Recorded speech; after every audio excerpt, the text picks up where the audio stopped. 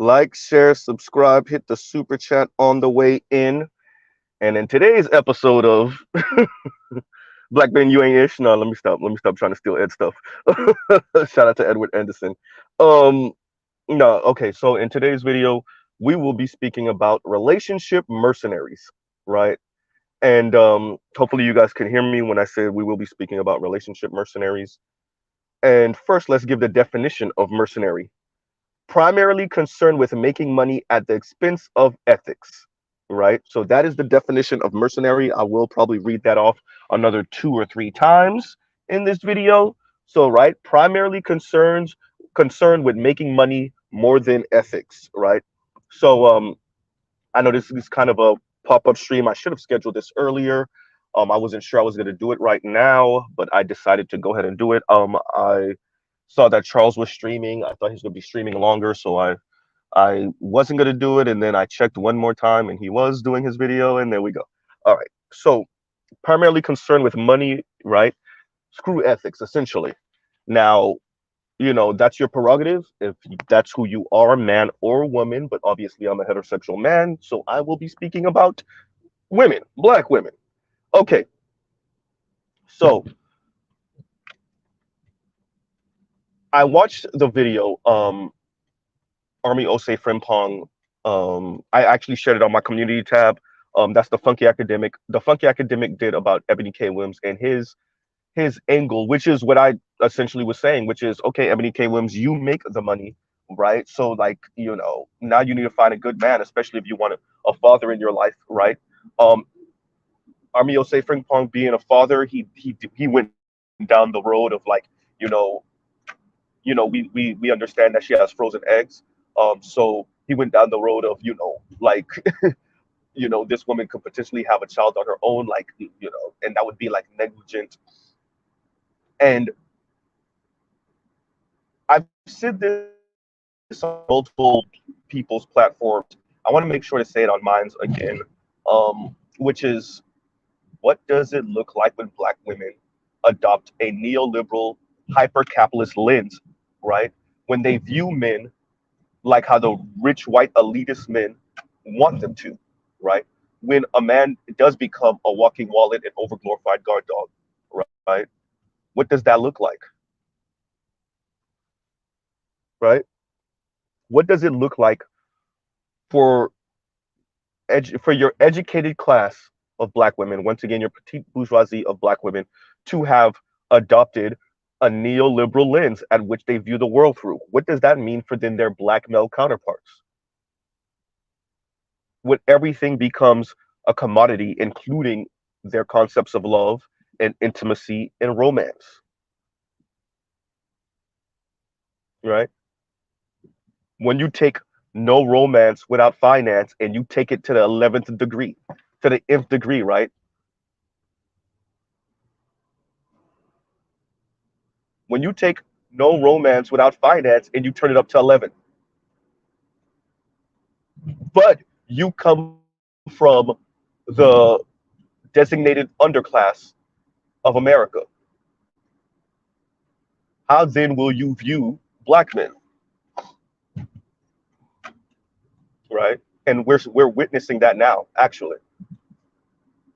Ebony K. Williams is a prime example of that. And this is not so much about Ebony K. Williams. This episode, finally, we can move on to larger concepts of black women being relationship mercenaries. What does it look like to be a relationship mercenary? What does it look like to have a community that's largely working class, poor, lower middle class, and yet a preponderance of your population of women, especially the educated, elite, petite bourgeoisie class of women, are relationship mercenaries.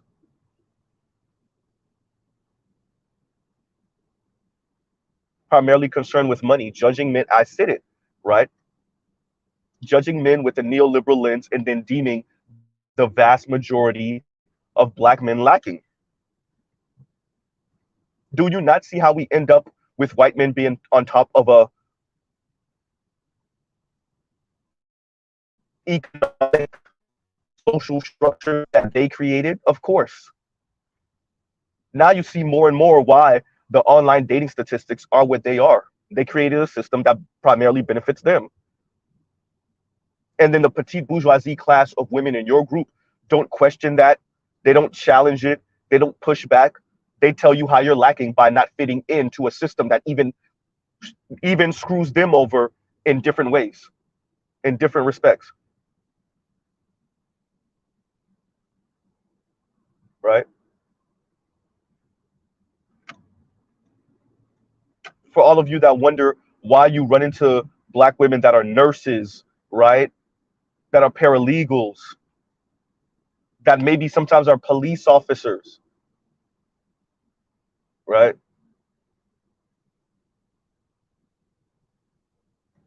Artists, all type of different Black women, right? The creatives.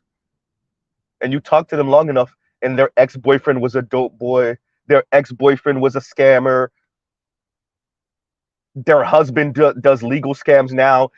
5 years later, he's getting arrested because they found out that, he was in some Ponzi scheme or something along those lines. You want to know why? Primarily concerned with the money, not ethics.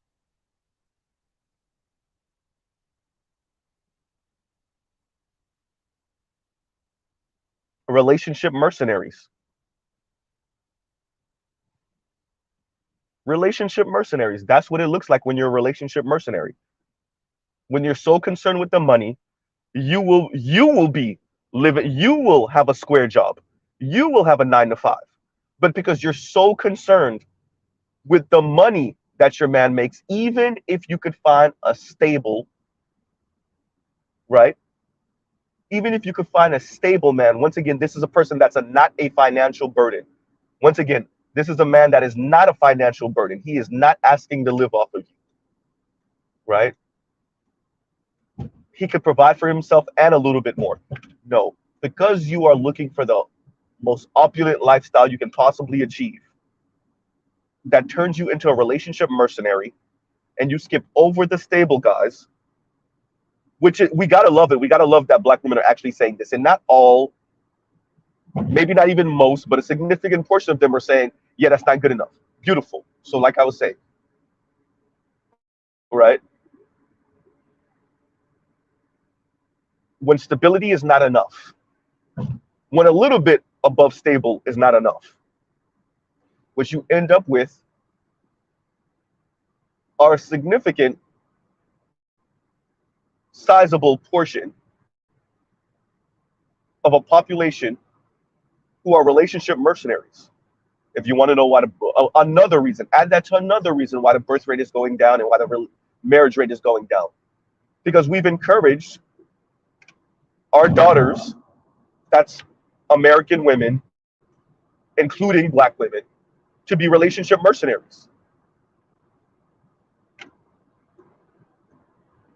And they do put the money above everything else, which once again, Mr. Z is not faulting them. You just got to deal with the consequences of that. If it's about the finances over ethics, you have to deal with the consequences of what that looks like for you in your life.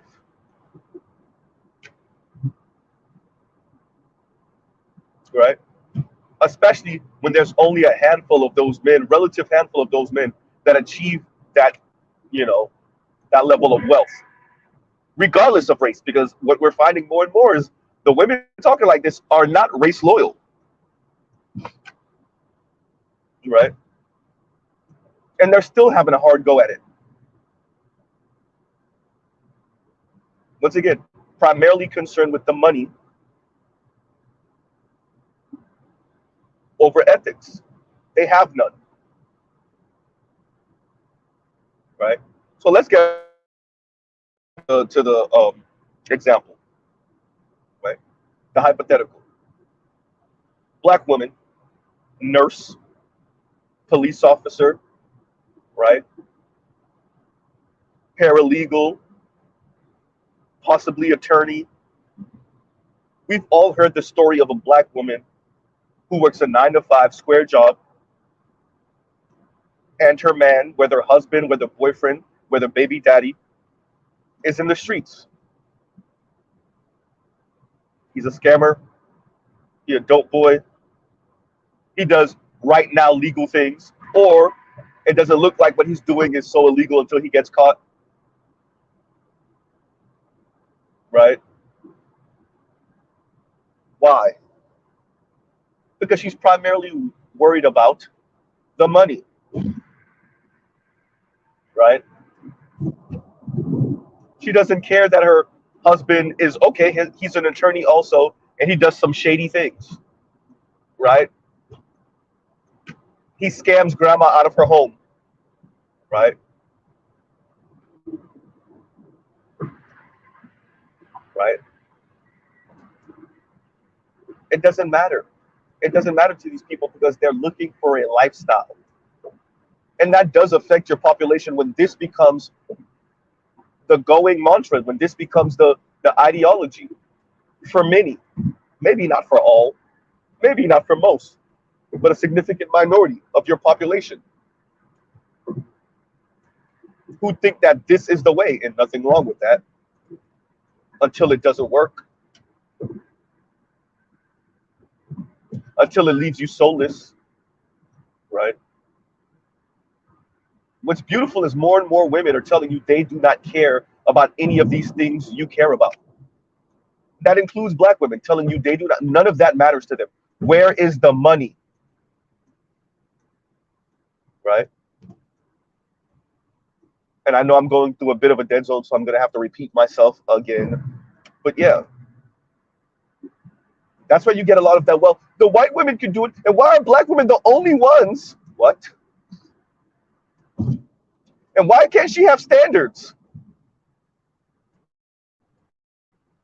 Standards in a vacuum.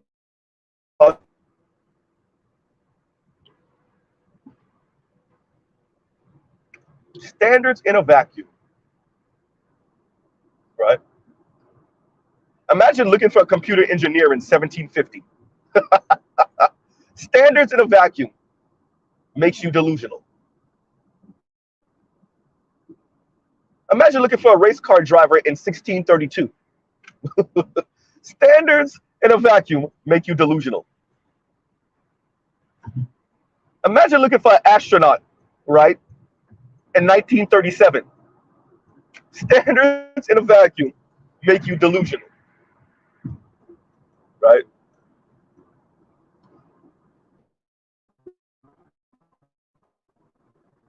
Standards in a vacuum causes you to be delusional. People are talking about billionaires, less than 3,000 on the planet, that are recorded at least. Less than 3,000 recorded billionaires on the planet, and women are talking about billionaires. About 700 and some odd billionaires in America. But people are talking about billionaires like you just go pick one up from a tree. Millionaires. 56 million millionaires on the planet. Let's be kind, let's double it. 102 million millionaires on the planet of 8 billion people.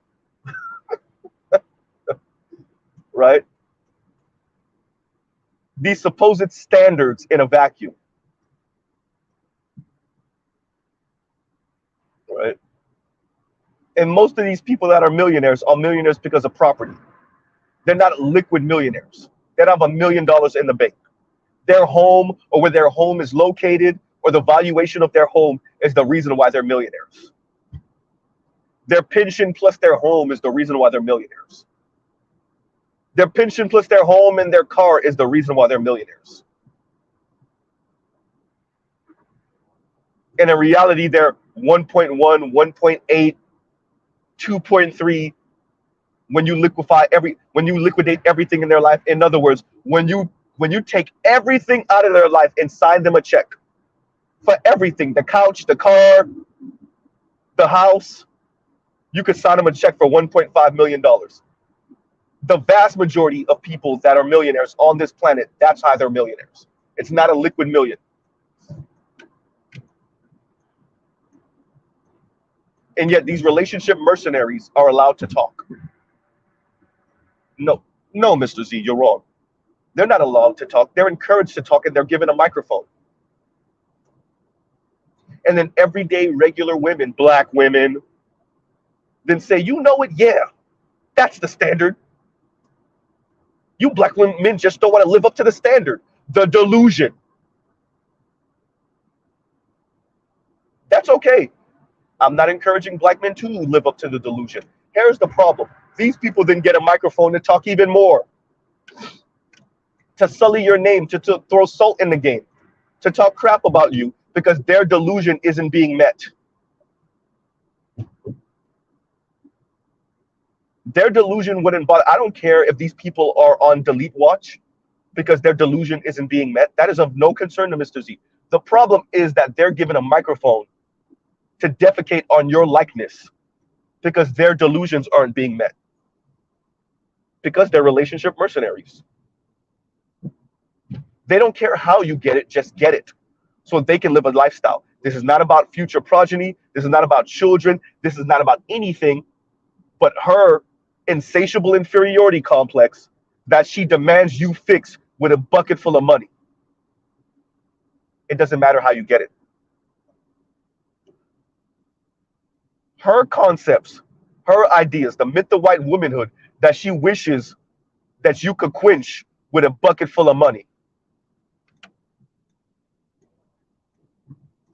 Right?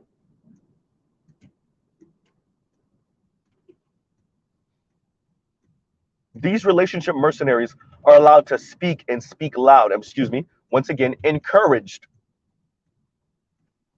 to speak, and they speak loud. They're loud.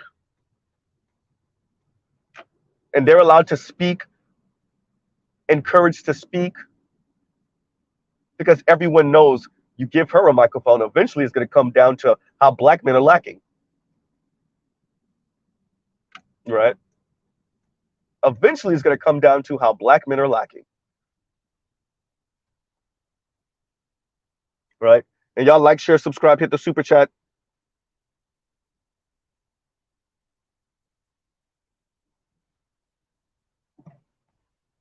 Right? So, you know, I've said this before, and the first person I ever heard kind of speak in this manner was Zoe Williams, and this was years ago. It might have even been a decade ago at this point, or a little less than a decade ago, maybe 8, 9 years ago. Yeah, right. And it's speaking about relationship mercenaries.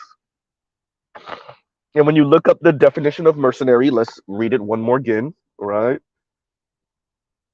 Primarily concerned with making money at the expense of ethics. Right? So when we think about mercenaries, we think about, you know, hired guns, right? A country or a group of people that hire, you know, soldiers or professional fighters to do their bidding. Now that's another definition, right?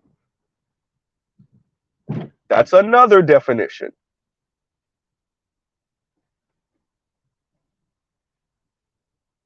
Right? Now there can be an argument to be made about hiring people to do your bidding, right? Have white men hired black women to be their mercenaries against black men. Uh-oh. Uh-oh, Mr. Z. Right? Have white men in white society hired black women to be their mercenaries against black men? Right? And is that just another way of saying colonizing agent? Particularly the Ebony K. Williams, Kim Foster, Chrissy, Paris Malone, Mahogany Pink, Lexus Exodus, Cynthia G types. Right?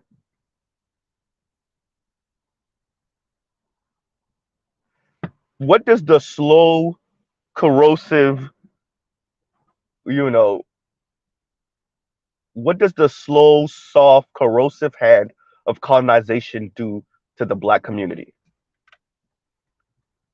Right? You want to end the revolution, give them jobs, give them titles. Well, who got all the middle management titles in the black community? Who has all the college degrees in the black community? Uh-oh. Right? Who are these people? Uh-oh.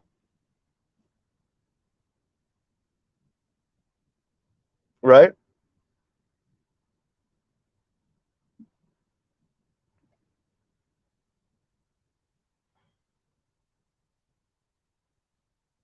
Mercenaries. Mercenaries that demand that you pay up. Screw your ethics because they don't have any. They think it's a joke.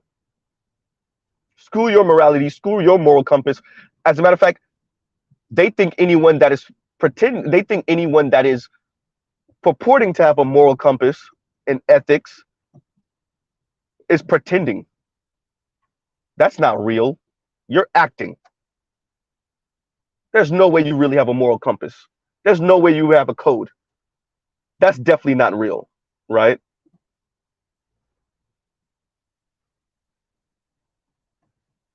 They mock those that actually have some type of ethics, moral compass, and stand for something.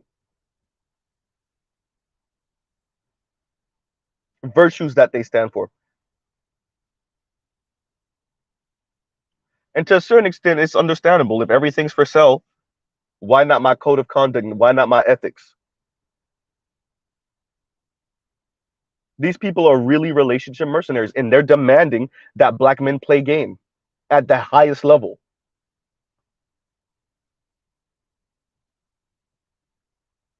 They're primarily concerned with the money, right? Regardless of how you get it. These are the same people that poo-poo rap music and hip-hop music and call it sexist and, colorism in the music videos and misogyny, and yet they themselves are relationship mercenaries.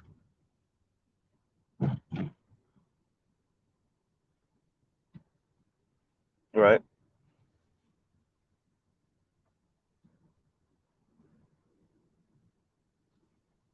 To the point where, and excuse my language, they're online calling you, excuse me, bitches because you're actually adhering to the equality of this system. You're comparing yourself to black women and you're talking about black women don't build either. That sounds like some bitch shit. That you sound like a bunch of bitches. Ain't that right, Chrissy? How dare y'all not engage in this relationship mercenary game with me? Y'all sound like a bunch of bitches.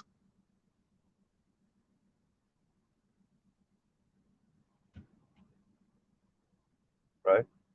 How dare you not pay me at the highest level? Relationship mercenaries, right?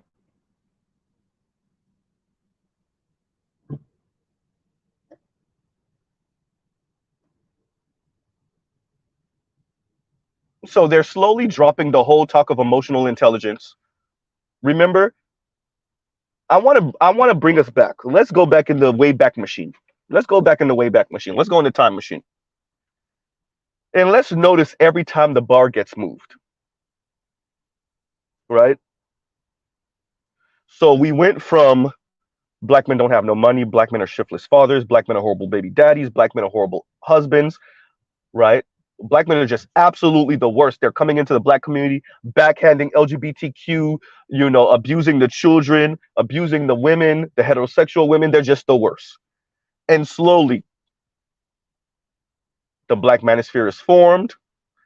We slowly start fighting back against these narratives, and the bar starts moving. The bar starts moving. Then we start talking about things that are not actually tangible and that can't actually be, right? Train tracks, train tracks, train tracks. You can't actually measure, right? Now we start talking about emotional intelligence. Oh, right? Now we start talking about class. Oh, okay, because it's not about the income anymore, because now we realize, oh yeah, black men still do earn more than black women. Uh-oh. Now we start talking about class and, it's not about the money. He doesn't appreciate my class. Shout out to Kim Foster. Harvard graduate and is talking the same thing as your regular you know, office worker that's only making 50 grand a year. And I say only in context, right? Because if you're making 50, you're still earning more than the majority of Americans, right? But in context of this conversation,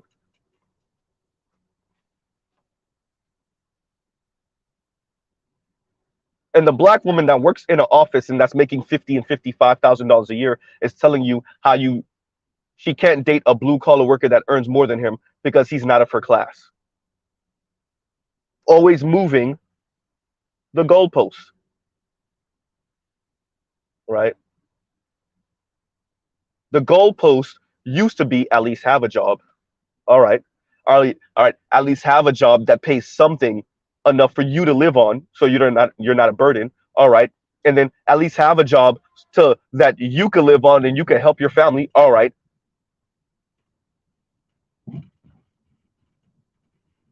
Now the bar is class expression, right? Now the bar is opulence. Now the bar is, and by the way, we're not talking about something that has progressed over the past few decades or centuries. No, over the matter of a couple of years. Because the more black men fight against the narrative and show, yeah, y'all are just talking to be talking, you're just here to put salt in the game because you're mad about your sexual market value. You have an issue with where you rank, not just amongst black men, but amongst men. You throw salt in the game, which is insult the likeness, the image of black men. Now black men are being insulted by and being called bitches, right? Y'all sound like a bunch of bitches. Well, Chrissy, drop your job then. Relationship mercenary, Miss Crazy Cat Lady, drop your job tomorrow so that you could double the income of men, of black men.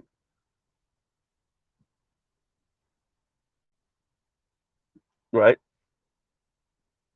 So that you could drop, if you drop your income and other women, black women, but other women drop their job, the economy won't have a choice but to adjust and pay men double. Then y'all can have that hypergamous lifestyle. But how are you to have a hypergamous lifestyle and date and marry up constantly when you're in the workforce? Right?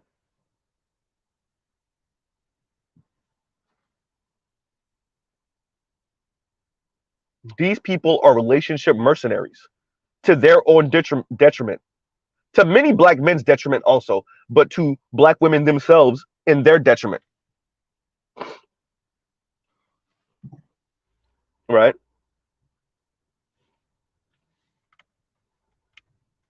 We talk about sexism ad nauseum, and yet no one really pays attention to the fact that what we're dealing with is a couple generations of relationship mercenaries who demand that black men play their game,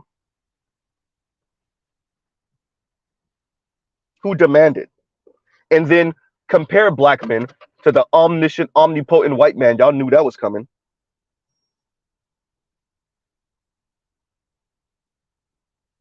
All right. And Christopher Clipper says AI is going to make this conversation null and void. We know.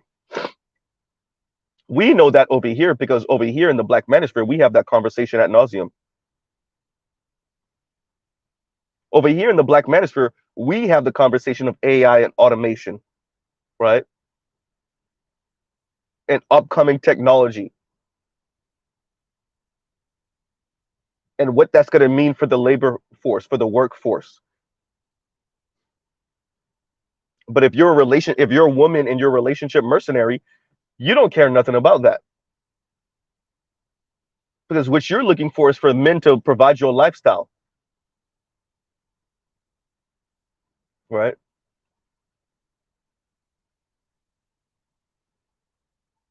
Oh, I imagine we will have a whole bunch of Luddites in the next 5 to 10 years, trying to break into factories and break things, right?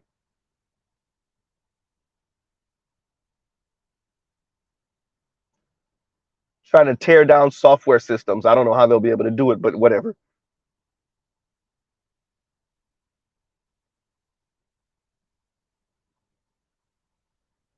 I know this topic, today is not as juicy as some of the things going on.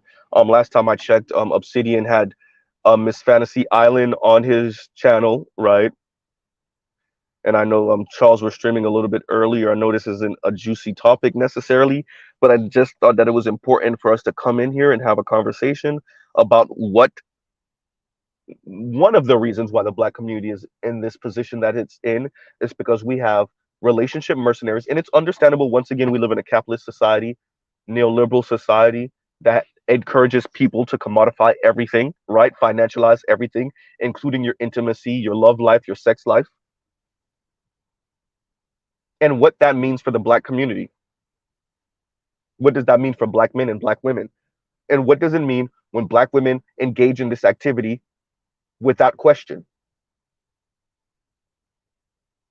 When they are relationship mercenaries, when for them it's all about the money, screw ethics. When you have a number of black women that engage in this and are very upfront and bold about it, when you have a preponderance of young millennial and definitely Gen Z women who outright say, if you want to go out with me, if you want my number, cash at me, Zelle me, right? Venmo me.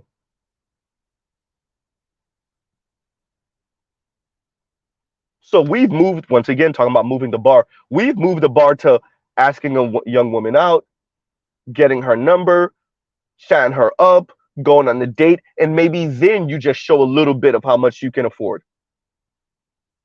No, she's telling you walk in the door with your wallet open.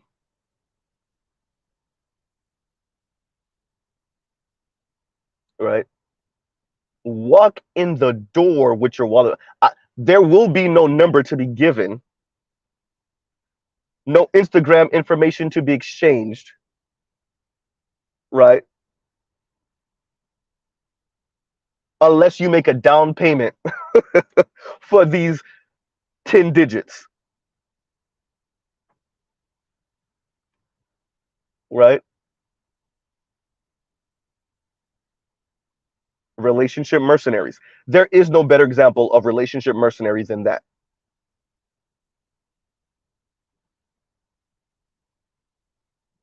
Right?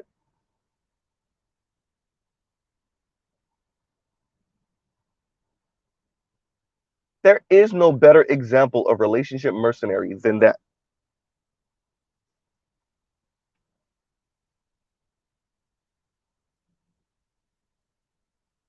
Money on the table before we can even speak.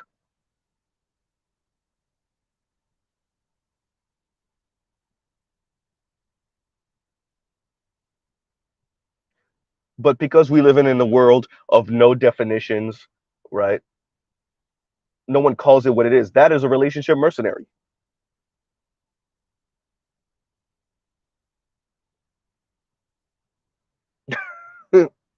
And Ninja Person said, you need to make 10 figures to get these 10 digits.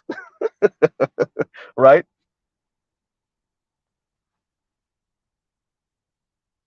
Even Chrissy, who's a relationship mercenary herself, even Chrissy had to slow up a couple of her subscribers a couple years ago who were talking about, yeah, I'm not doing nothing unless he's a millionaire. Even she was like, all right, I don't know about that one. That one might be a little stretch. But what did you think, Chrissy? You're the one who helped to encourage them to sound like that. It's always interesting when these women they pull their subscribers who are usually young and impressionable. They pull them right to the edge, and when those subscribers fall off the edge, they're like, whoa, whoa, whoa, whoa, whoa, whoa, whoa! What are you talking? Wait, wait, wait, wait! You sound like a crazy person. Well,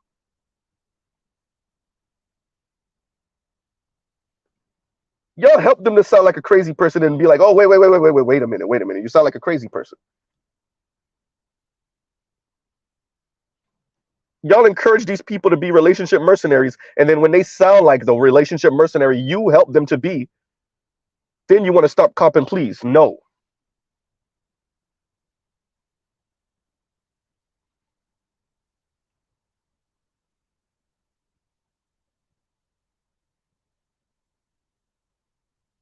Right?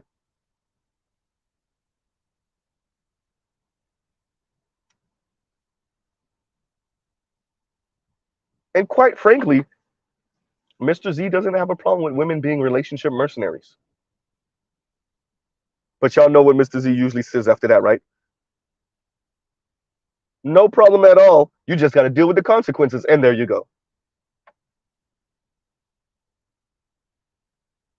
If you're putting a price tag on your vagina, I can't tell you otherwise. That's your prerogative. I don't understand what the female biological, or I don't fully appreciate, better yet, the female biological imperative. I'm not a woman. If you're putting a high price tag on your vagina and on your intimacy and on your femininity and on your kindness and on you being somewhat malleable, then on the other side of that, you might have to deal with the consequences of your number being too high and men either not willing to pay, not wanting to pay, or can't pay. And what I would argue is what you see much online, particularly in the black spaces of YouTube, are black women coming to terms with the fact that men are either I didn't say black men. I said men. Men are either unwilling to pay, can't pay, or won't pay.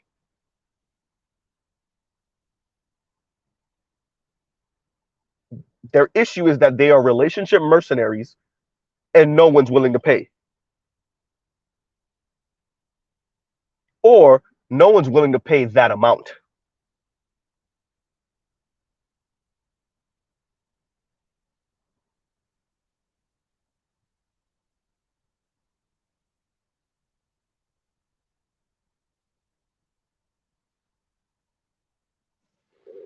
Right.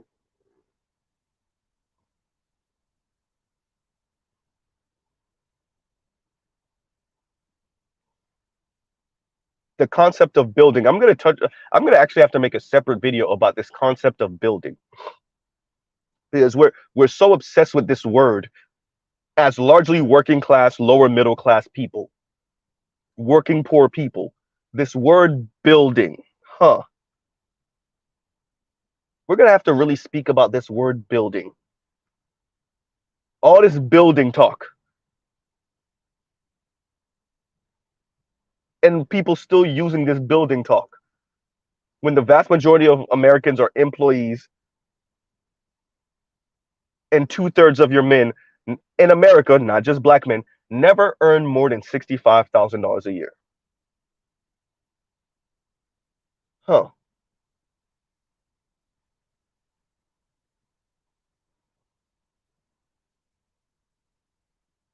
Trell, I ain't messing with you, bro. I ain't messing with you, Trell. I'm not.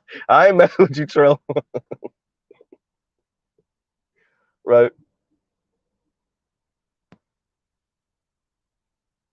What we really are faced with are a bunch of women that are throwing a fit because they're relationship mercenaries and they feel like men aren't paying. Excuse me, black men aren't paying. They want you to overpay. They don't have a problem being a relationship mercenary. They just want you to pay up.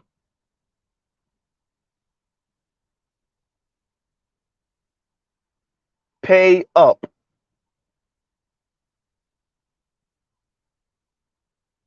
Right. And so, that's all I have for you guys right now. We might revisit this later. But yeah, something I wanted everybody to kind of play with, play with this thought of the relationship mercenaries, women in general, Western women, right? But in this respect, black women, because that's who most of us date. That's who most of us will marry if we do marry. Black women being relationship mercenaries and what that means for black men, right?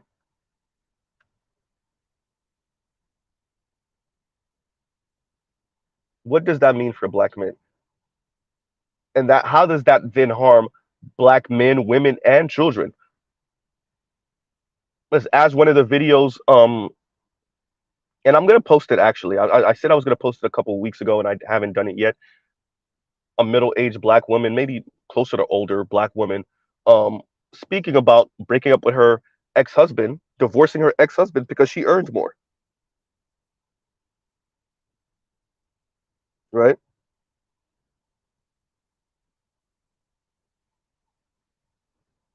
And now she has to watch him build with someone else, right? So this is one of the few black women that actually admits regretting divorcing her ex-husband. She didn't speak anything about character flaw. She didn't speak anything about, domestic violence. No. She clearly told you, I earned more. I felt I was better. I divorced him, and now I regret it. She regrets being a relationship mercenary. And let's give the definition of mercenary one more again. And mercenary, right? Oh, give me a second, y'all. Give me 1 second. What's this thing? Okay, mercenary, primarily concerned with making money at the expense of ethics. That's the primary definition. The noun is a professional soldier hired to serve in a foreign army. Now, we could explore that second definition. That's when the conversation gets spicy, right? But for now, we'll stick to the primary definition. And I would like to direct you, once again, to many of your modern women, including those in the black community, in the way they speak and comport themselves.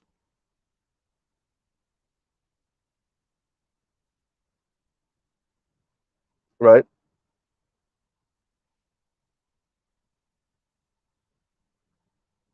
Now we understand the dance that has been between men and women for millennia, right? We understand the concept of provision and protection. We understand that women still want provision and protection, even up to this point, even though they're in the workforce, even though we have police, right? They still want provision and protection, even though they're in the workforce, even if they're earning their 40, 50, 60, 70, 80 plus $1,000. They still want you to pay all the bills. And because women tend to want men that earn somewhere 50% north of them, she earns 80. What that mean? You got to earn 120, right? She earns 30. That means you have to earn what? 55? Excuse me, 45 if she earns 30. Sorry.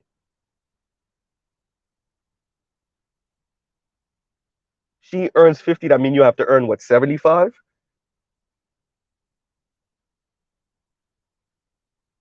right? As I said before, if you're a woman earning $70,000 a year, you pretty much outpace 2/3 of men out the gate. Not just black men, 2/3 of men.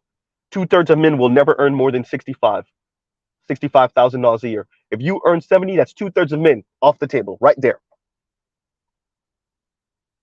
And remember, you want a man that earns 50% more than that, right? That puts us at about what, $105,000, give or take. So now you're looking at the top 10% of men. Remember, at least half of those men are married. So that's 5% of men. God damn.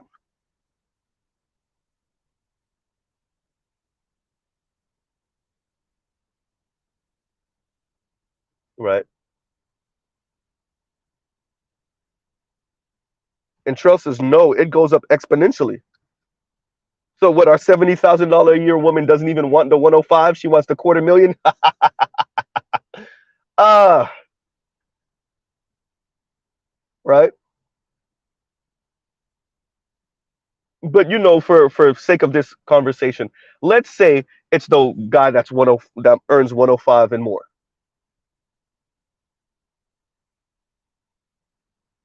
105. Now we're in the top 10% of men. Before we even factor marriage status, relationship status, or any of that. Now we're in the top 10% of men. And women want to know why they're struggling. And we didn't even start getting into, once again, we didn't even start getting into blue collar, white collar now, or class, or whether he's tall enough for you, or whether he has a personality enough for you.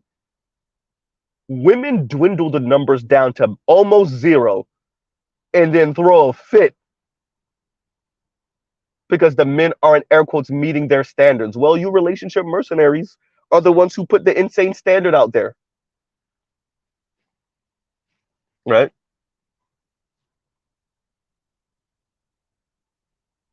Throwing a fit because men don't meet your insane relationship standards.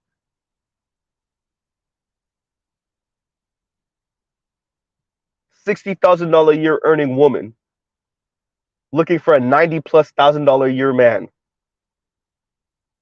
Throwing a fit because half of those dudes are married. Most of those dudes are white. Half of them are married. A nice chunk of them are already in relationship that might turn to marriage. And the ones of them that are single and bachelors are enjoying the fact that all of you women are chasing after them, so they're piping all of you women.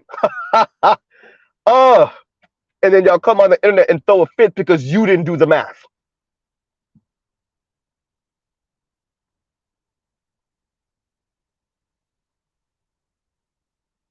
Dear Chrissy, dear Yanni, why do all these men that earn a little bit of money think they all that? Because y'all made them think they're all that. Women made them think they're all that. Right? Not men, not straight men. We're not trying to have sex with them. We're not trying to have children with them. Right? We're not trying to be in intimate relationships with them. We're not trying to show them off. Right?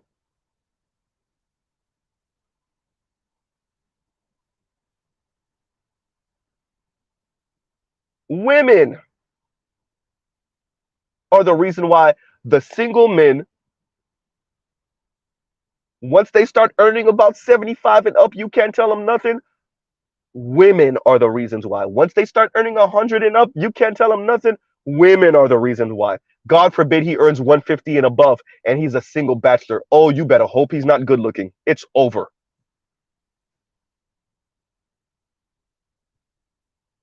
Right? It's over. And why not? Women who are relationship mercenaries are mad when what? Wait a minute, Mr. Z. Huh. When men of means say, yeah, I'm going to explore and enjoy my time before I start paying. Right? I'm going to explore and enjoy my time before I start paying.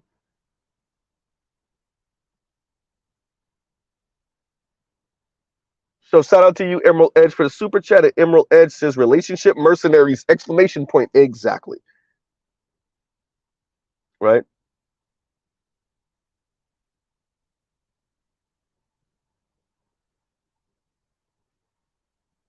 Right? These people are relationship mercenaries. And by the way, nothing wrong with that, except that it doesn't work for them half the time.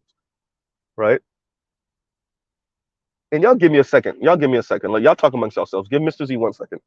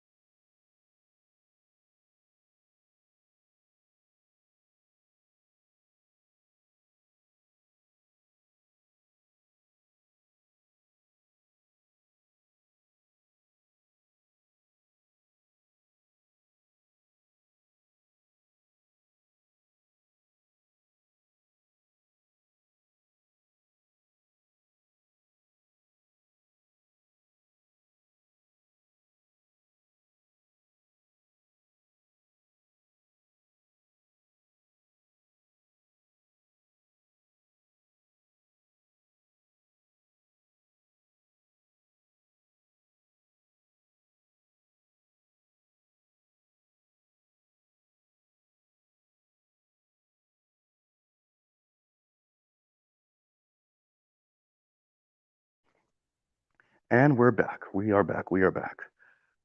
So yeah, you know, people have concepts and ideas, but they don't like what it costs, right? They don't like what it costs, what your relationships cost, what your ideas cost, what you swear by. What does it cost? What does it cost you, right? Nothing wrong with having ideas, nothing wrong with having standards. What does it cost? And it's very interesting to have people that are relationship mercenaries, but yet they hate the cost of their concepts, right?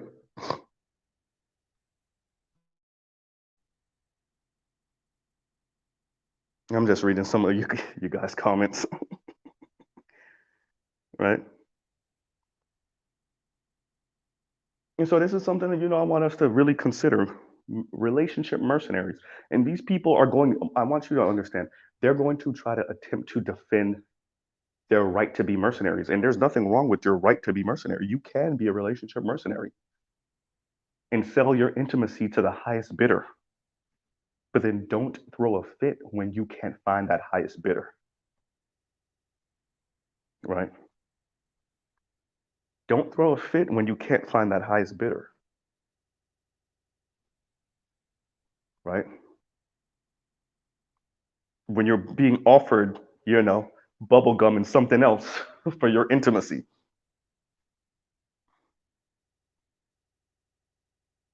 right?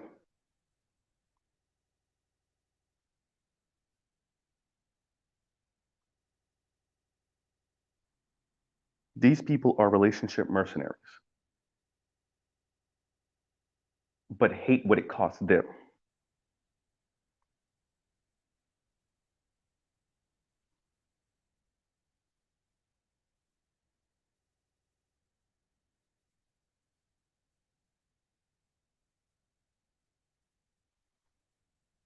right?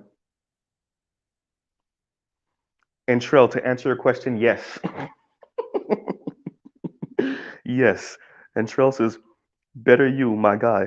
It is so weird to me because my wife took me when I only made earned 45K, which by the way, you're already starting to get close to what more than what half of Americans earn, right? When you're at 45,000. So at that point, you're already about to teeter over to the north side of what we all make as Americans, right? And he says, let's read that again. Better you, my guy. It is so weird to me because my wife took me when I only earned 45K, knowing that it was about family. Now I'm over 100K and a widower. So I suppose to just reward a noobish.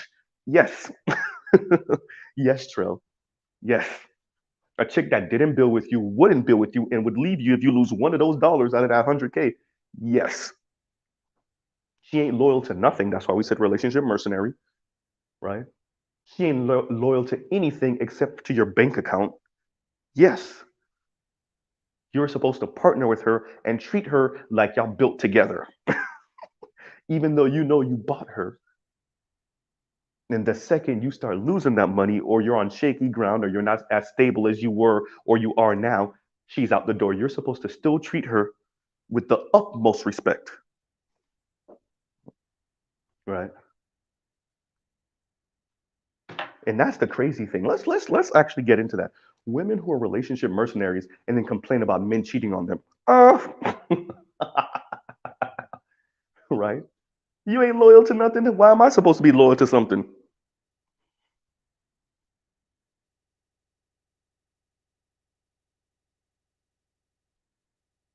Right?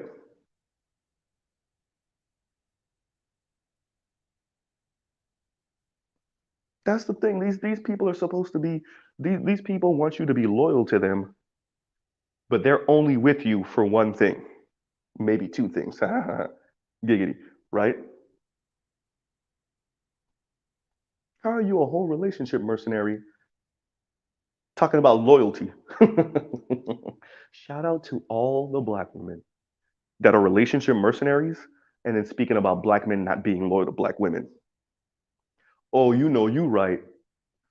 Black men are supposed to bring their resources back to a woman just because she's of the same race as him that would leave him in a second. Oh, wait a minute. You know how the divorce rate shows that women leave because men don't earn as much as they want them to? That part. Ooh, ooh, Mr. Z, ooh. Relationship mercenaries that divorce you because you don't earn enough are talking about loyalty. Ugh. Hmm.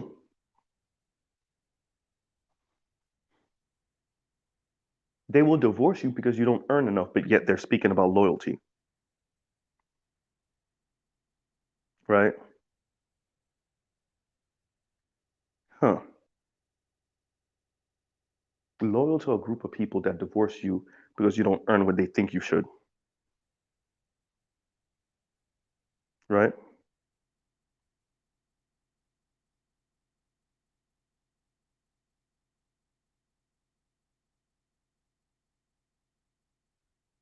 And on that note, I think I pretty much said everything I needed to say. And I just wanted to kind of put this concept out there. Um, it is something I heard Zoe Williams say years and years and years and years ago. And also Army Ose Frimpong said recently in his video speaking about Ebony K. Williams and her being a relationship mercenary. I've said it, a couple of times since you guys have known me in the Black Manosphere. But I should put a rough draft on this one because we're still kind of playing around with what this means and kind of playing around with the concepts. But these people are relationship mercenaries, and Miss Ebony K. Williams is a relationship mercenary. And we can also, talk about what does it look like to be a relationship mercenary that has your own money, a lot of it, right? If you as a black woman or a woman in general, if you're worth a couple $1 million and then you're still a relationship mercenary, now what? So is your complaint, what is really your complaint? It's really that the men of your own level or above aren't buying you because you definitely don't want to be with anyone who earns less than you or who has less wealth than you, right?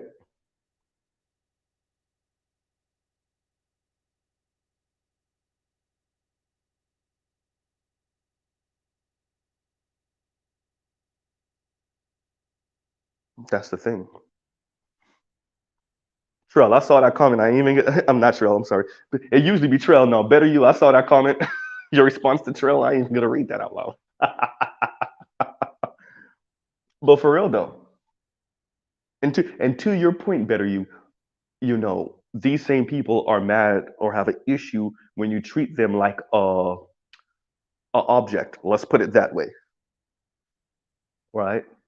When you treat them like an object, they walk in the door treating you like an object, like a wallet, but they have an issue with you, you know, responding in kind and telling them, well, if I'm gonna spend my money, I could tell you what I want to spend it on. If we're gonna be transactional, let's go all the way, right? If we're going to be transactional, let's go all the way, right?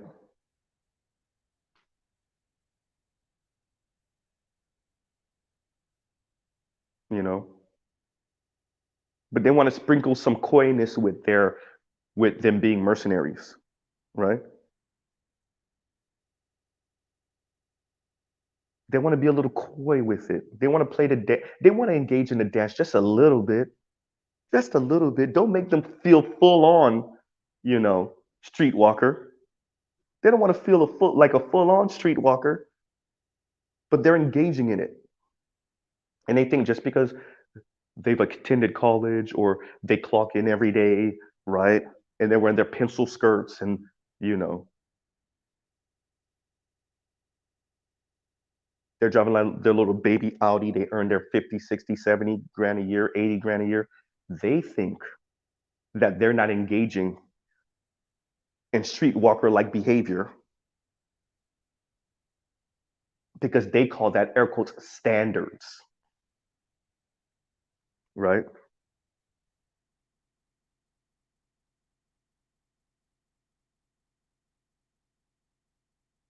Right?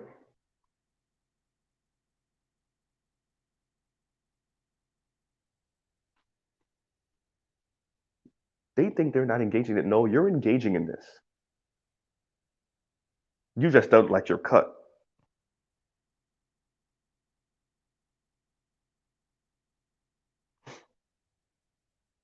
And Spademan says baby Audi, but it ain't got an S or R on it. They don't care about none of that. They don't know anything about that, right?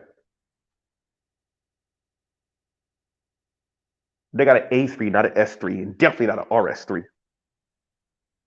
They have an A4, not a S4, and definitely not an RS4, right? They don't own no goddamn A7. That's for a fact. They don't have an A6. If they do, it's a really old A6. That performance stuff, that's for you, Mr. Man. S5s, excuse me, yeah, S5s, RS5s, S6s, RS6s, right? And definitely the RS6 wagon, which for for all my German heads and definitely my Audi guys, they know like that's like the gold. Like that's funny enough. Side note, car talk. Getting back to the topic though, if you're into cars, German cars particularly, it's funny because a lot of the times the wagons are what's sought after, especially in the aftermarket world, right? For the used car world, yeah, we care about the sedans, but it's all about those wagons. E-class wagons, 3 Series wagons. Like we're saying, the S6, if you could find one, RS6 wagon, it's all about the wagons, man. Benz E-class wagon, especially if it's a AMG or M5 wagon. Oh, right.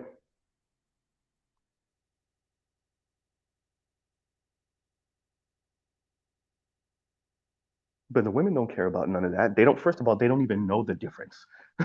Before we even get into that, they're mercenaries, but they don't even know the difference. Nor do they care to know. They don't care.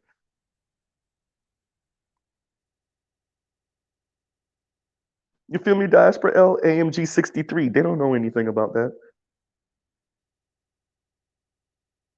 right?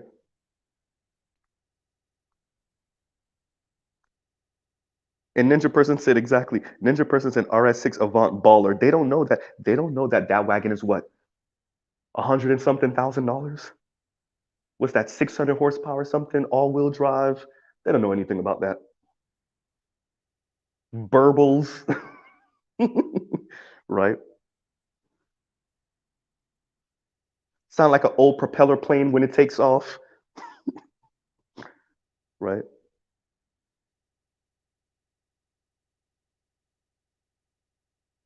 They don't know anything about that. They don't care to know. They're relationship mercenaries as long as you look like you have money. And obviously, you back that up with a little bit of money.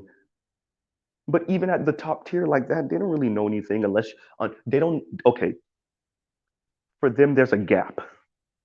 Those cars that float around the let's say 70,000 to about almost 200,000, they don't know about those cars.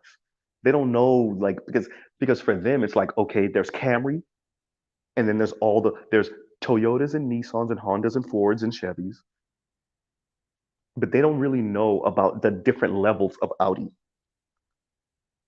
right? They just know Audi, big body, small, baby Benz or big body, right?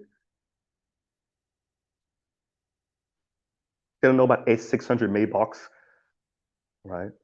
They know it's a Benz, a big Benz. That's all they know. They don't know it's a $200,000 Benz, right? And as we said about the wagons, yeah, they might guess it's an expensive wagon because it has an Audi label, but they don't understand why. They don't know this is the one with the motor, right? This is the V10, right? Or this is the V8 turbo, or this is the V8 supercharged. They don't know, right? All-wheel drive, 0 to 60 in 3.5 seconds. They don't know anything about that.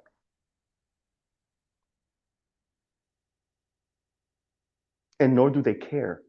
What they care is that this has a badge, a German badge, And when my man and I pull up to the function, people see money, they see status. That's all they care about. These are relationship mercenaries, right? All they care about is the representation of wealth and status. It's all about status. That's what they're telling you with this poo-pooing on blue-collar men at this point. Yeah, my man may make, yeah, this man may make some money. He makes 70, $80,000 a year, 100, $120,000 a year, but he don't look like money though.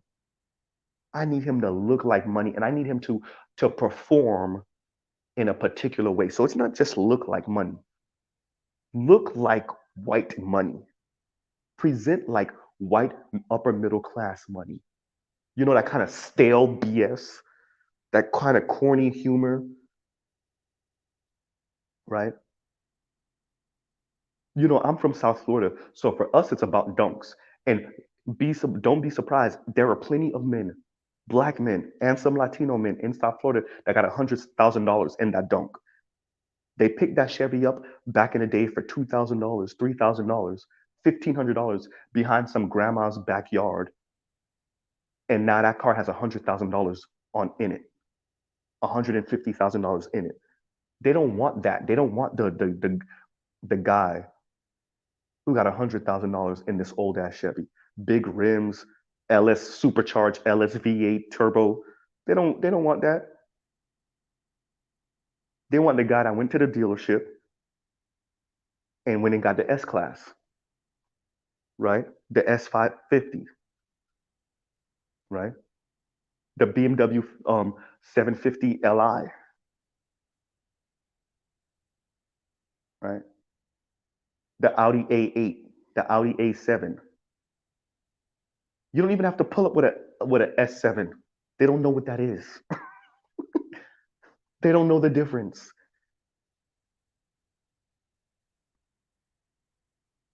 right? They don't know the difference. There's a lot of you brothers. As a matter of fact, y'all know those brothers that they got it, but they don't got it the way they portray. But the women fall for it every time anyway. Huh, I'm rhyming. Portray anyway. Yeah.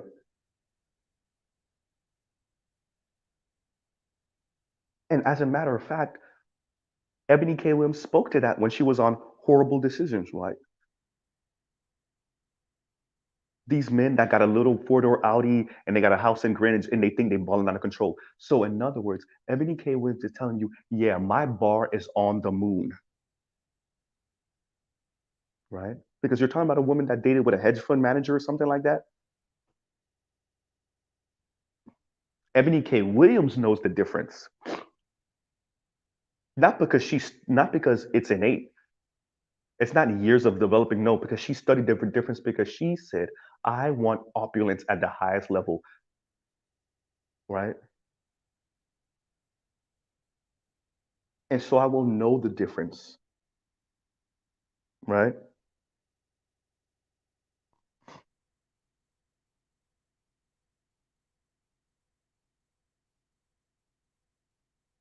And Allspad said exactly. They definitely don't understand. And thank you for the super chat, brother. And he said they definitely don't understand the money being thrown around in the car community. LOL. Even the pandemic parts still showing up at the door, blue collar. Same thing over here, brother. I'm not even gonna tell y'all. The Z been in the shop for like 3 weeks, right? The Z been in the shop for like 3 weeks, right? That's just money racking. Ask Allspads. That's just money racking up because you already know how this goes. Once it goes in the shop, they find everything wrong with it, and you could just start the money counter, right? And this is the first major work I've done to it since I've gotten it. So you know it's just money, just piling. They don't know. They don't know because they see Mr. Z. Mr. Z works outside. He has a farmer's tan. You know, they don't know. They see me working outside. They don't know Mr. Z has 2 jobs. Mr. Z is earning more than pretty much all of their boyfriends,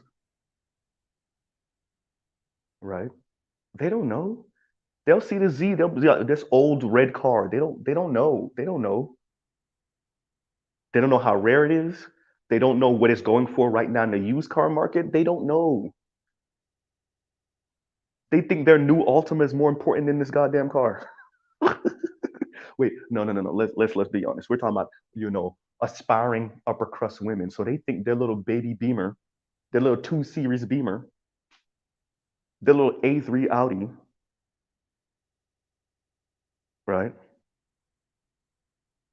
Their little X3 Beamer is more important than the Z, right? They don't know what money is like. These are relationship mercenaries. They don't really know anything outside of that. For those of us that are into like kind of niches, they don't know. Look at when Pokemon came back really in fashion, and the cards from the first generation of Pokemon started going for crazy money, right? Especially when you had unopened packs, or you did open it but you put it in the binder, right? They don't know, right? Easily you go to one of these import car shows and you're looking at cars that have 20, 30, 40, $50,000 invested into them easily. But all these women see is the German luxury car brands, the Porsches, the Beamers, the Audis, the Benzes. They don't know some of these three-piece wheels, BBS three-piece wheels are $5,000, $6,000. They don't know, right? You bought a beat up old set of BBS wheels that you got lucky for $2,500, $3,000. Then you had to go get the new rivets, the new lip, because it's a three-piece wheel for those of you that don't know. There's the back lip, the front lip, the face, the rivets, right? Had to go get it resealed. And now you're looking at a set of $6,000, $7,000 rims. Easy. They don't know nothing about that. And that's in our import world. We're not even talking about the dunk world with $10,000 rims, right? They don't know anything. They don't know what it's like to buy a set of sticky tires for $500 a tire. They don't know anything about that. You see what I'm saying? Grab second gear, barrel and lip, 2K for one. They don't know anything about that because they only know really one expression of wealth, of financial ability. They only know the one, which is, once again, some type of white expression of wealth, white upper middle class expression of wealth, painted black. That's all they know, right? Grab second gear, exactly. Toyo R888s. They don't know anything about that. As a matter of fact, you see how I read it, right? For those of you that don't know, you want to know how I just proved myself to grab second gear. Because if many of you, if you don't know, you would have said R888. No, it's R888s, right?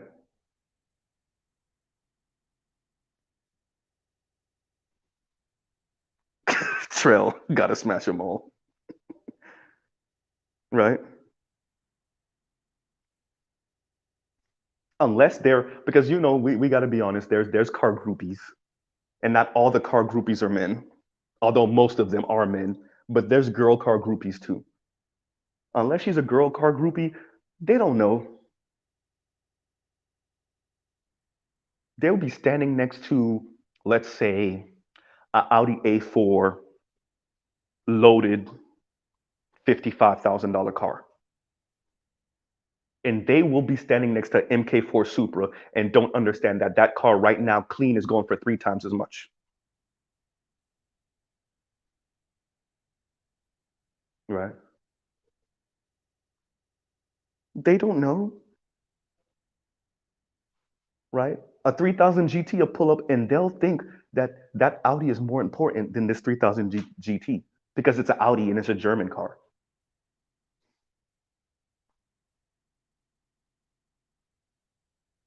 Right? They don't know.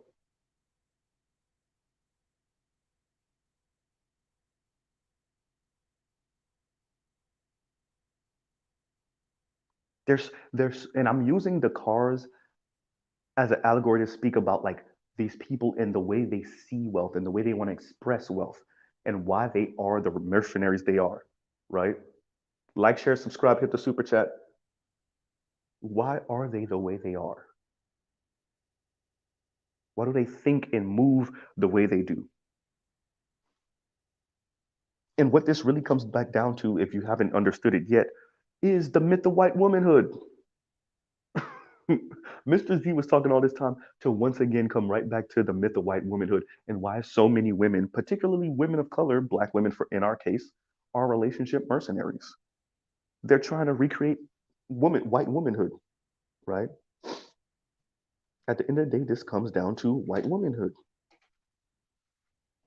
right?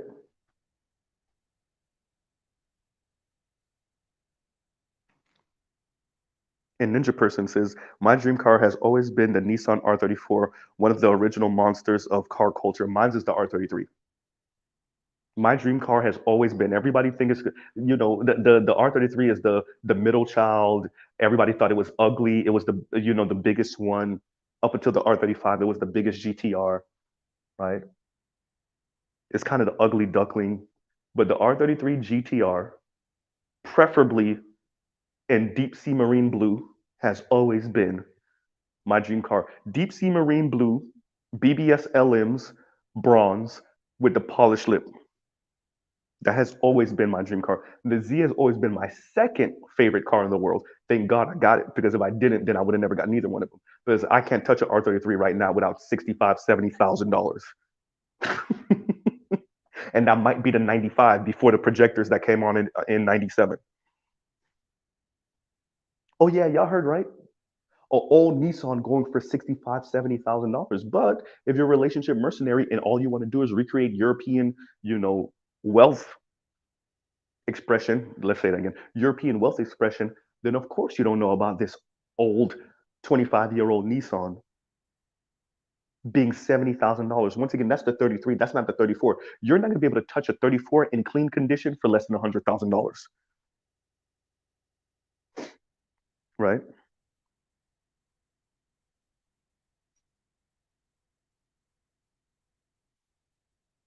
Exactly. And Brooklyn Coast TV says they would look at a 1JZ Cressida like a dump. They don't know nothing.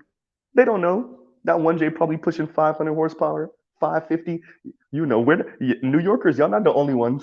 Y'all not the only ones that's doing that. We're doing that over here in South Florida too. And the dudes in California doing that same thing too. Putting 1Js and 2Js and Cressidas, GS300s, IS250s, IS200s, right?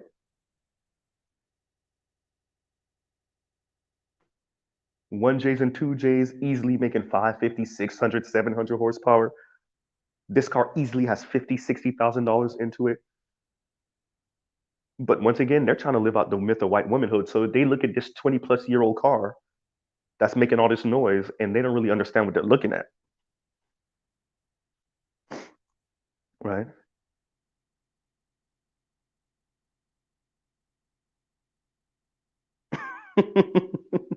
And all Spencer, tell them how much that built VG30 with twin GTX turbos costs. I'm not there yet, Allspaz. I'm not there yet. I'm not there yet. Right? But if I plan on keeping this car for the rest of my life, which I do, easily, let's say, Mr. Z is in his mid 30s right now. Let's say within the next 15, 20 years, let's say in the next 15, 20 years, it's very possible I would have put $20,000 in that car. Easy, easy. I have friends right now that have RB25s, 240 SXs, and RB26 240 SXs, 750s, 1,000 horsepower to the wheels, and they easily put $40,000 in their car, $40,000, $50,000, easy. And they did it in no time. Mr. Z is a blue collar worker, and I definitely don't make six figures. So it's going to take me a couple decades, right? It's going to take me a couple decades. But some of my friends are blue collar also, but they just make that much money, right? Or they own their own business and they make that much money. So in a matter of 7, 8 years, they already have $50,000 into their car, right? And Dr. Thunder says, thank you for being here, Dr. Thunder. Dr. Thunder says, dude, dated a black woman that refused to ride on my touring bike because it wasn't a crotch rocket.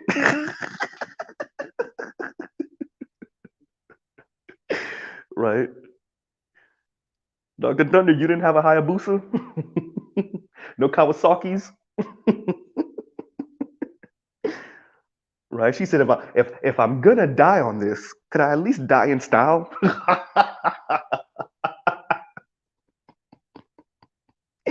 Right? You know, just make sure my weave is in the right place, looking right. Right?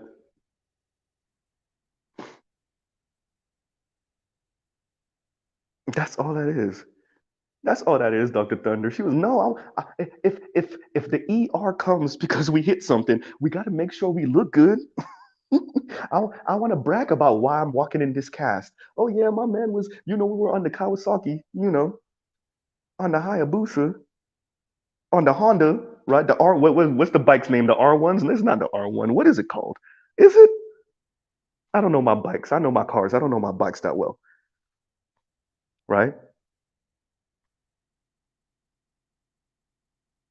Or the CBRs or whatever they are, right? And he said top of the line Yamaha Venture, right? Yeah, but it wasn't a BMW bike though, right? Hey, by the way, if y'all don't know, like BMW makes motorcycles too, just in case y'all don't know. Oh yeah, the Gigster, the Gigster 1000 RR. Look, first of all, she wouldn't even know what that is. She doesn't know what that is. Yeah, okay, that's what I was trying to say. Yes, Eric Demon, thank you. The Honda CBRs, yeah. Suzuki lover over here, right? Yeah. Dr. Thunder, she doesn't even know what these bikes are. She just wants the bike that looks good and makes the noise that other women look at. Like, who's coming down the street? Oh, it's Dr. Thunder and his lady. Once again, this goes to that status thing. You weren't on a bike that made a whole lot of noise and that people are like, I don't know what that is, but it looks expensive. Right?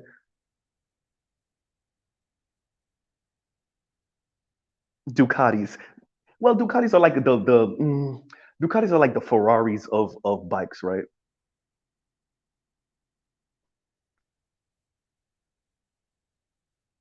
Right. They don't know about people turboing their bikes. They don't know nothing about that. They don't know nothing about that. All they know is expressions of wealth. And they barely know that. Some rapper has to tell them about Birkin bags. Right?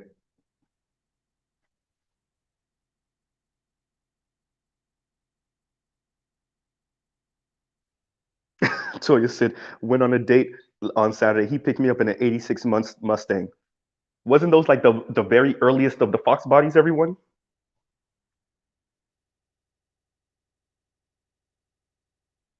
Leon says, F a Ducati motorcycle. They break and cost too much to fix. Leon, it sounds like you got some war stories. It sounds like you got some war stories, Leon. Right? And that sounds very Ferrari-ish to me. Right? 86 Mustang sounds like the beginning of the Fox bodies to me. Right? But that was the Fox bodies when they still had like those fins behind the back window, right? That back window, that back passenger window, isn't that the one where they still had like those kind of like that, whatever that thing is? I'm calling it fins. I don't know what that's called, what the official name for those things are, right?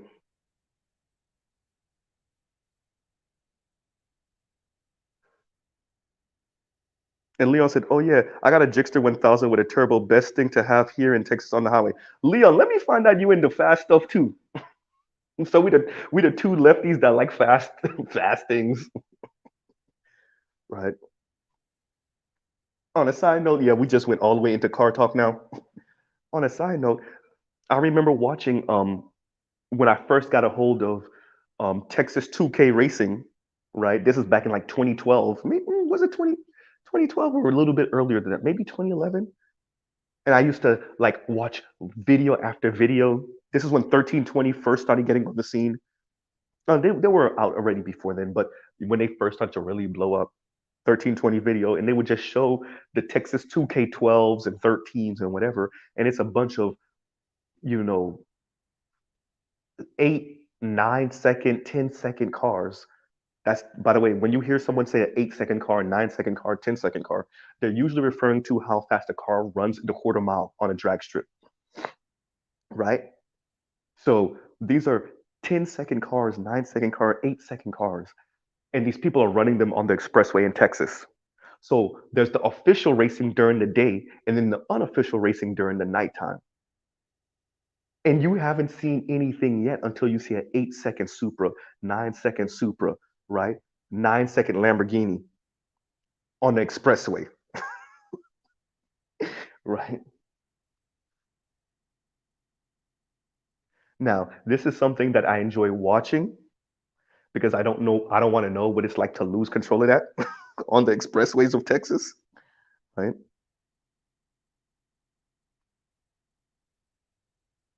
But that's crazy, right? But once again, tying that back, these people wouldn't, they'll walk up to a Lamborghini and understand, okay, this looks like money. But that Supra that's standing right next to it, they don't know, you know? Who was it? Was it Allspatter second year said the R34 is his dream car? They don't know anything about that. They don't know. They see this boxy looking Nissan. At least the Z has the curves, especially the 300ZX looks a little exotic. So they'll guess it's an old, expensive exotic car. But because the way the GTRs, especially the 33 and the 34 are designed, if you put tints on it and they can't see the steering wheel is on the right hand side, they won't know that they're looking at a car at the very least right now that's going for $60,000 for the R33s. I'm not even mentioning the R32, the 33 and the 34, right?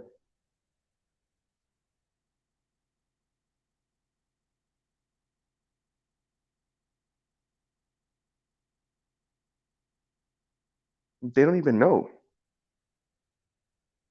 That's an okay. So I'll look into that. And Big Kev says, "Bro, did y'all hear about the Baltimore Archdiocese?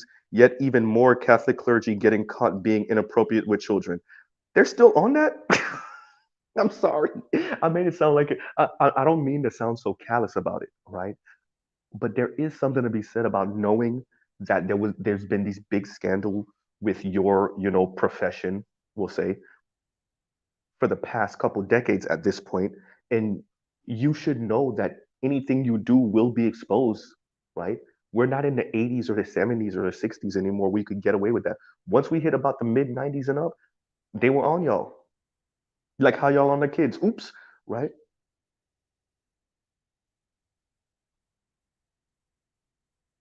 Leave the kids. Oh God, Midnight Purple.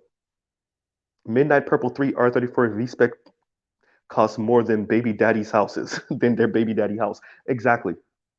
You're talking about $300,000 Nissans, y'all. 200 and something dollar, 200 and something dollar, excuse me, 200 and something $1,000 Nissans.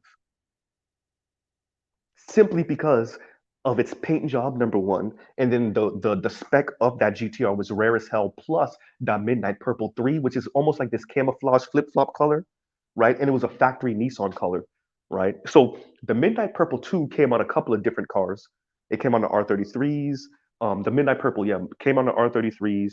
Came on the Z. There's a couple of Zs with Midnight Purple 300ZXs. I don't know if there's any Sylvias or 240s that came Midnight Purple, right? But then once you start getting to Midnight Purple 2 and above, yeah, that's strictly a GTR color, right? And excuse me, you guys, for the sniffling, but at the end of the day, I think that's what I was just saying. Relationship mercenaries. These people are relationship mercenaries, but at the same time, only really appreciate one show of wealth, one show of stability. I should say stability, right? Because most of us, that's what it really is. It's a certain level of stability where she won't be afraid of you leaning on her financially. You can take care of yourself financially and her to a certain extent. But what we're finding out is that women don't even want that anymore. Not all, maybe not most, but definitely a loud minority on the interwebs, right?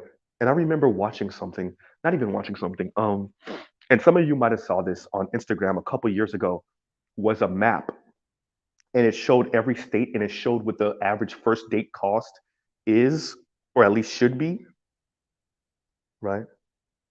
And you know, it ranged, from different prices, but a couple of them were like 200 and something dollars, 80 something dollars, right? 90 something dollars, 110, $100. And just in the comments were women just selling out. And we know that ain't true. So when I say women selling out, oh, y'all only spending this much on first dates, right? Y'all only spending this much on first dates? Oh, that ain't nothing. And there was some men selling out in the comments also, obviously,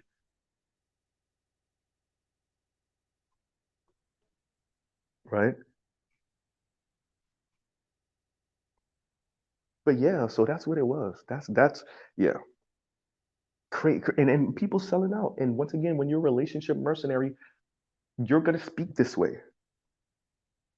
And you look at what you think white people are living, what you think white women are living, you put your bar there or maybe a little bit above, and that's all you can see. The whole reason we got into the car conversation in the first place was me using cars as an example of women, these particular type of women only being able to see one expression of stability, of wealth, of status, right? And they only see it out of the European, car market, particularly luxury car market. That's why I didn't mention Volkswagen earlier, right? And y'all give me a second, everybody. Give me a second.